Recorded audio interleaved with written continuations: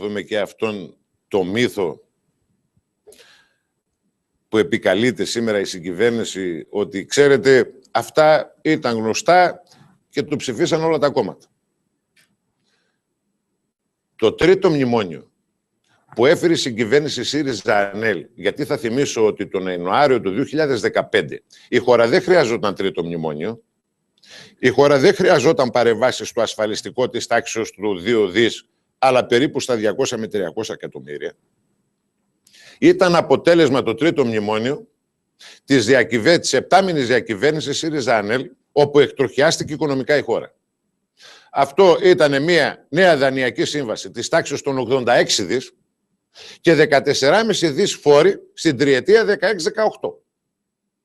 Αυτό ψηφίσαν τα κόμματα. 100 δις δηλαδή. Ότι πρέπει να μείνουμε. Ακριβώς. Αυτό ήταν το αποτέλεσμα της επτάμηνης συγκυβέρνησης ΣΥΡΙΖΑ-ΑΝΕΛ. Όσο και να μας φαίνεται παράδοξο. Οι εξειδικεύσεις των πολιτικών που θα εφαρμοστούν για το πώς θα βρεθούν τα 14 δις έσοδα, γιατί αν δεν βρεις έσοδα 14 δις, τότε πρέπει να κόψεις έξοδα. Αυτή η εξειδίκευση των πολιτικών έρχεται τώρα. Δεν έχουν ψηφιστεί αυτά. Την εξειδίκευση την κάνει η κυβέρνηση. Η κυβέρνηση βλέπει και λέει πού θα κόψω έξοδα. Ο χάρτης είναι δεδομένος, λέτε, η διαδρομή όμως είναι θέμα της κυβέρνησης. Είναι διαφορετική. Ναι, η διαδρομή είναι διαφορετική. Λοιπόν, μπορεί άλλος να διαλέξει να πάει από τα βουνά και άλλος να διαλέξει να πάει από την Εγνατία. Αυτή τη διαδρομή την ακολουθήσει όλα με τακτικισμούς πολιτικούς. Ακόμα και το ασφαλιστικό. Πέρα από το ότι είναι διαγενειακά εχθρικό, δηλαδή ενώ σήμερα λέμε όλοι και χαίρομαι κροκονδύλια δάκρυα, όλο το πολιτικό σύστημα, ότι πρέπει να προσέξουμε τους νέους, έχουμε 50% ανεργίας, πρέπει να δημιουργήσουμε δουλειές. Ξέρετε ότι σήμερα ο νέος που θα μπει θα πληρώνει τριπλάσιες εισφορές και θα πάρει κατά 30% ή εν ενεργεία εργαζόμενοι κατά 30% μείωση της συντάξης, ενώ κλείνει το μάτι στους παλιούς συνταξιούχους και λέει εσάς δεν σας πειράζω. Και έχει αυτό εγκλωβιστεί σε αυτό η συγκυβέρνηση. Μα πραγματικά σας είπα ότι αυτή δεν είναι μεταρρύθμιση. Είναι αντιμεταρρύθμιση. Είναι μία ισοπαίδωση μόνον μπροστά κάτω, λοιπόν, συνολικά όλων των κοινωνικών τάξεων και ομάδων.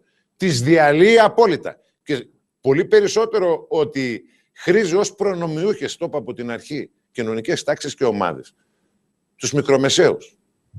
Απλώς για να κλείσει το μάτι στην κοινοβουλευτική ομάδα να πει κάνω αναδιανομή του πλούτου. Ξέρετε πού σταματάει το να πληρώνει κανείς φορολογικές εισφορές?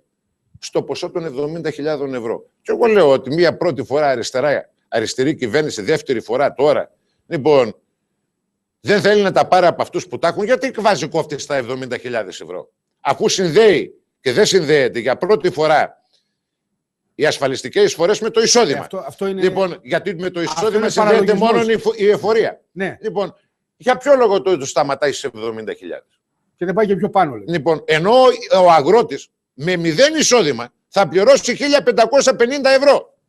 Με 0 εισόδημα. Λοιπόν, δεν σας λέω εγώ για τις υπόλοιπες κοινωνικές τάξεις και ομάδες. Θα πάμε σε ένα διάλειμμα εδώ.